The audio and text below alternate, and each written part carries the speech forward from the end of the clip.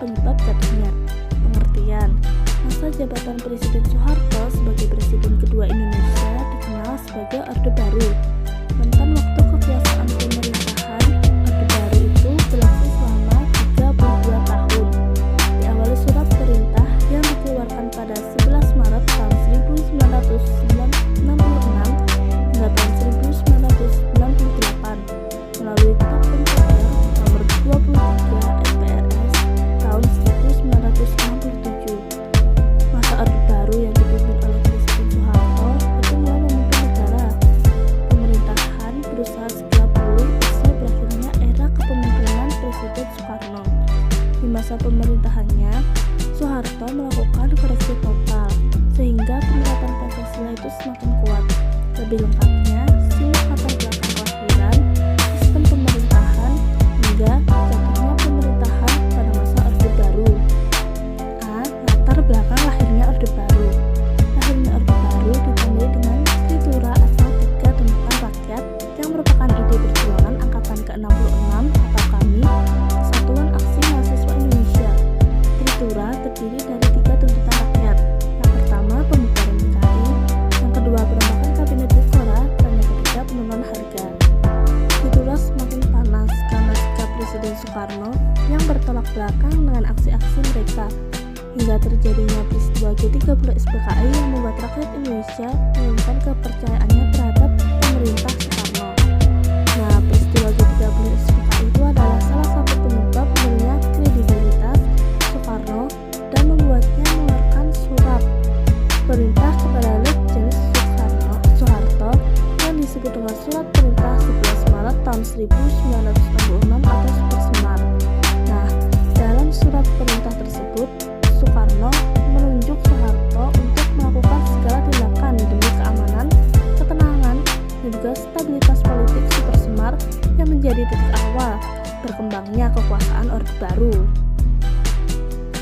Selanjutnya, kita akan bahas tentang sistem pemerintahan pada masa Orde Baru. Nah, pemerintahan Orde Baru ini menggunakan konsep demokrasi Pancasila. Visi utamanya itu adalah pemerintahan Orde Baru itu menerapkan nilai Pancasila dan Undang-Undang Dasar 1945 secara murni, konsekuen dalam aspek kehidupan masyarakat Indonesia. Di masa Orde Lama, komunisme dan gagasan yang bertolak belakang dengan Pancasila itu sangat meluas. Nah, hal ini yang membuat Soeharto itu di masa jabatannya melakukan introduksi Pancasila. Beberapa metode itu yang dilakukannya: menerapkan pengajaran P4, pelaksanaan pedoman penghayatan dan pengalaman Pancasila di sekolah. Soeharto menginginkan masyarakat membentuk organisasi dengan syarat menggunakan asas Pancasila, melarang kritikan yang menjatuhkan pemerintah dengan alasan stabilitas negara. Sistem pemerintahan pada masa Orde Baru itu adalah presidensial dengan bentuk pemerintahan republik dan Undang-Undang Dasar tahun 1945 sebagai dasar konstitusi yang berlaku. Dalam periode masa Orde Baru terjadi banyak perubahan politik dan ekonomi.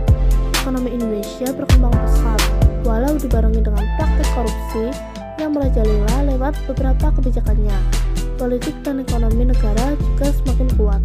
Namun, kondisi ini menurun ketika di tahun 1997 saat terjadi krisis moneter. Krisis inilah yang membuat pemerintah kehilangan kepercayaan rakyat, sehingga Soeharto sebagai presiden mengundurkan diri pada tanggal 21 Mei tahun 1998 yang mengakhiri kekuasaan pada masa Orde Baru. Penyebab jatuhnya Orde Baru: meski selama masa tersebut perekonomian Indonesia itu melaju pesat dan pembangunan infrastruktur yang merata untuk masyarakat, namun perkembangan tersebut diikuti dengan praktek korupsi, kolusi, dan nepotisme. Hal ini menyebabkan kurangnya kepercayaan terhadap Presiden Soeharto dan memicu aksi demo mahasiswa dan masyarakat umum. Demonstrasi semakin gencar setelah pemerintah berhasil menaikkan BBM di tanggal 4 Mei pada tahun 1998. Belum lagi yang terjadi tragedi Trisakti, yaitu tertembaknya 4 mahasiswa di depan Universitas Trisakti yang semakin mendorong masyarakat menentang kebijakan pemerintahan. Pada tahun 1997 sampai 1998 merupakan periode Orde Baru yang menjadi kelam.